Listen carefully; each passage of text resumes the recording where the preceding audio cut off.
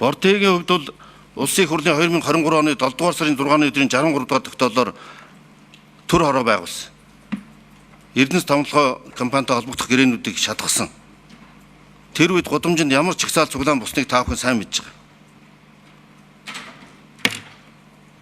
Энэ хяналтын үрээ бол Эрдэнэс томлогоо компани Хонконг Хөндө компани 2022 оны нүүр сайжруулсан шахмал түвш арилжих гэрээ. За тэр 400 мянган тонн шахмал хагас коксчих түвш 100 мянган тонн унтаг кокс нийлүүлдэг энэ асуудал байсан. Би ганцхан баримт хэлье. Би хэрэг бүрдэх мөрдөн байцаах ажиллагааны нарийн нууцыг мэдэхгүй, үзээгүй. Гэхдээ 2023 оны 9 дугаар сарын 26-ны өдөр Германы нэр бүхий сайт хэвлэл мэдээллийн хэрэгслүүдээр амар баясгалан даргатай холбоотой ностой авилгалын мэдээлэл цацагдсан. Одоо энэ сайтууд дээр барууны хэвлэл мэдээллийн хэрэгслүүд бол хин нэгнийг үндэслэгүйгээр хүний эрхийг нь зөрчиж гүтгэж үндэслэгүйгээр одоо хэрэгт холбогдуулж тэгж цололдгүй тийм хэвлэл мэдээллийн хуультай улсууд.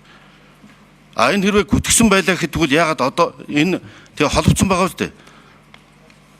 Монгол гарсан хэвлэл мэдээллийн хэрэгслүүдээр гарсан мэдээллийг ярихаа болий.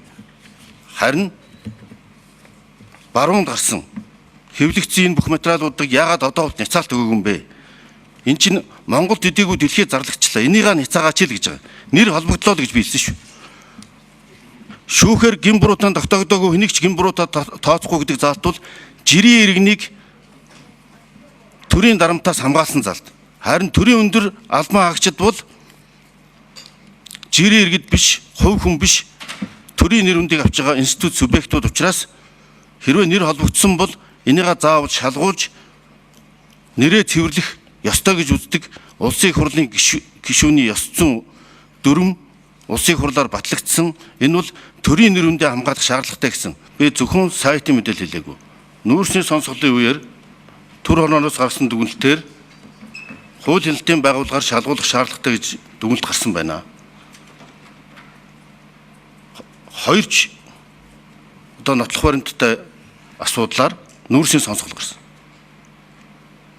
Би хэрэг бүрдэх мөрдөн байцаах ажиллагааны нууцыг мэдээд энчээ ярих ирэхгүй алам тушаалтан. Та бүхэн хаалттай холбогдох газруудаас бүх мэдээллийг сонсч болно, авч болно. Ер нь нийт төсөв төртгөн хийгдсэн ажлууд нь хэдийгээр тэр лиценз төрийн мэдл шилжсэн боловч дээр нь баригдсан байгаа үйлдвэр одоо хувийн эзэмшлийнх байгаа шин. Газар нь төрийн эзэмшид байвч хоёрдугаарт оптекийн гэрээг эзэн биетэй ил тод болгочлоо шүү дээ. Энэ чинь 2 жилийн өмнө зөвхөн нүүр нь одоо ийм гэрээнүүд нь ил тод болсон. Доторх нүүрнийх нь одоо ийм гэрээ байгуулах гэсэн шийдвэр ил тод болсон. Доторх нь алга байна гэд номтой барь гишүүн саяхан хэвлийн хурал хийгээд зарлаад байгаа үстэй. Энийг ил тод болгооч гэж шаардаад байгаа засгийн газраас. Энийний дагуу 47 гэрээг чи ил тод болголоо. Тэн дээр хин гэрээг байгуулсан нь ч тодорхой шүү дээ. Ямар зөвлөмжийг үндэсний аюулгүйлийн зөвлөмжийг үндэслэн гэж байхгүй шүү дээ. Тийм байхгүй юмыг би мохор сохоор үндэсний аюулгүйлийн зөвлөмж гэрээн дээр бичсэн байна. Засгийн газар байгуулсан байна. Нэр бүх хүмүүсийн гар үсгийг зурсан бүх баримтыг чи ил тод болгочлоо. Энээс илүү тодорхой хариулт гэж юу байх юм бэ? Энийг харин нээлттэй сонсгол хийгээд их хурл дээр хэлцэлтэй.